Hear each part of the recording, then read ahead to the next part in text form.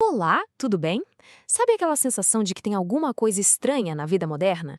A gente tem tanta coisa, tanta facilidade e, mesmo assim, parece que falta algo, né? Pois é, hoje a gente vai mergulhar fundo nisso, usando como guia um ensaio incrível de um psicólogo muito famoso, o B.F. Skinner. O nome do ensaio já diz tudo: o que há de errado com a vida cotidiana no mundo ocidental. Fique por aqui, porque essa análise pode mudar o jeito que a gente enxerga o nosso dia a dia.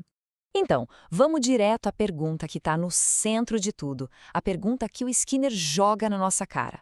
É o seguinte: a gente vive com uma riqueza, uma liberdade, uma segurança que, sério, nossos avós nem sonhariam em ter. E aí? Porque mesmo com tudo isso, tanta gente se sente, sei lá, entediada, inquieta, às vezes até deprimida.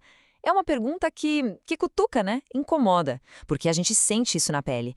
E para começar a desembaraçar esse nó, a gente entra no que o Skinner chama de o paradoxo da felicidade ocidental. E o primeiro passo, que é super importante, é entender o seguinte: se alguém se sente assim, a culpa não é da pessoa, não é uma falha pessoal. O que a gente está vendo, na verdade, é um fenômeno cultural, algo que está no ar, que a gente respira e que nos afeta de um jeito que a gente nem se dá conta.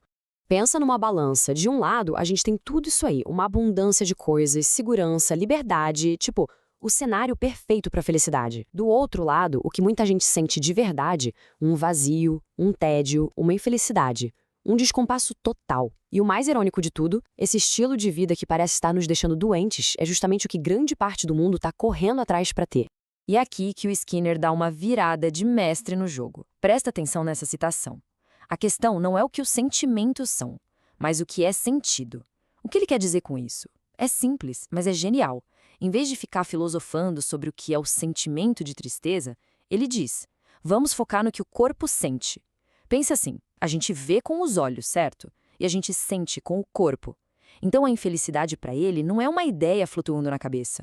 É uma condição física real. É o nosso corpo reagindo a um ambiente que não está legal. Ok, e isso nos leva direto para o pulo do gato, para a chave que abre essa discussão toda.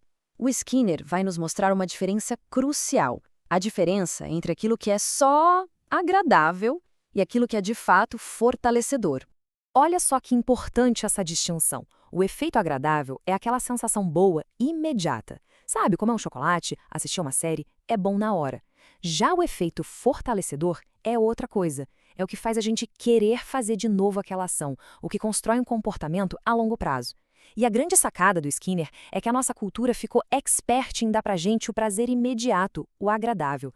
E nesse processo, a gente acabou perdendo o mais importante, o que fortalece nossos comportamentos de verdade.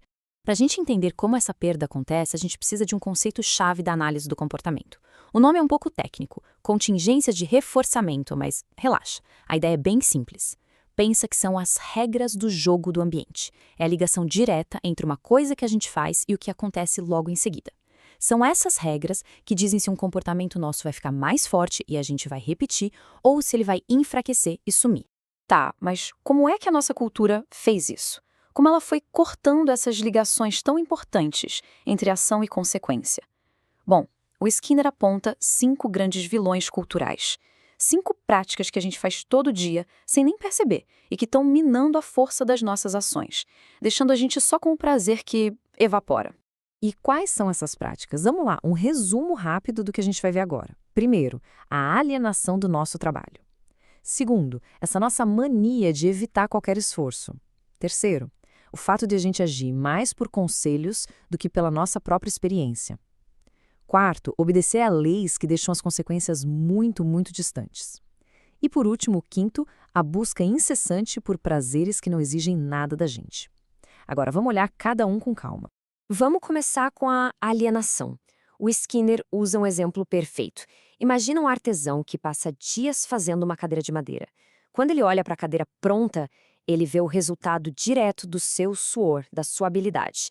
Essa visão, isso fortalece o comportamento dele de ser um bom artesão. Agora pensa num operário numa linha de montagem. Ele passa o dia apertando o mesmo parafuso. O salário que ele recebe no fim do mês está muito longe daquela ação de apertar o parafuso.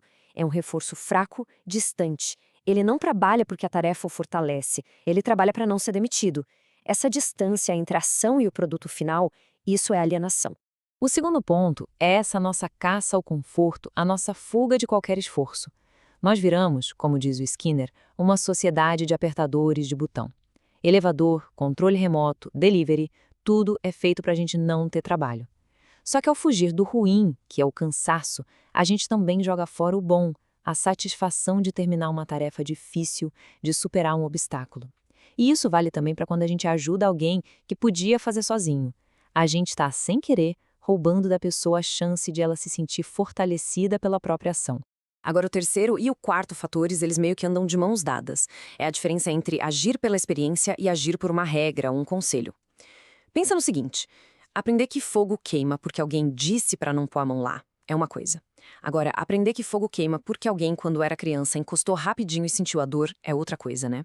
O aprendizado da experiência direta é infinitamente mais forte. E o problema é que a nossa vida hoje é quase toda governada por regras, leis, manuais, conselhos. A gente perdeu o poder da consequência real na nossa pele. E por fim, a gente chega na grande armadilha dos prazeres fáceis. O mundo moderno é um banquete de coisas prazerosas, né? Comida deliciosa, obras de arte incríveis, filmes, jogos. O problema, todas essas coisas reforçam comportamentos muito, muito simples. Olhar para um quadro só reforça o ato de olhar. Comer uma comida gostosa reforça o ato de comer. É agradável? Claro que é, mas não constrói nada, não cria habilidades, não nos torna mais capazes. São prazeres que não dependem de um esforço nosso para acontecer. Bom, depois de todo esse diagnóstico, que é meio um soco no estômago, o Skinner nos convida a repensar. Repensar o que a gente considera ser uma boa vida. E o spoiler é, talvez não seja sobre ter mais prazeres, mas sim sobre reconstruir as pontes entre o que a gente faz e o que acontece depois. Então, a gente chega no ponto central de tudo isso. Aquela sensação de apatia, de tédio, não é um problema de falta de força de vontade, não é uma fraqueza de caráter. É, na verdade, a consequência lógica de viver num ambiente que raramente fortalece nossos comportamentos. É como um músculo que não é exercitado. Nosso repertório de ações, de coisas que a gente sabe fazer, simplesmente atrofiou. E por isso, a solução que ele aponta não é tentar se consertar por dentro, buscar uma força de vontade mágica que a gente perdeu. A verdadeira solução, o verdadeiro desafio é mudar o nosso ambiente. É redesenhar a forma como a gente trabalha, como a gente vive, para que nossas ações voltem a ter consequências reais, diretas e que nos fortaleçam de verdade. E no final, a provocação que fica para a gente levar para casa e pensar é essa. E se a gente mudasse um pouco o foco?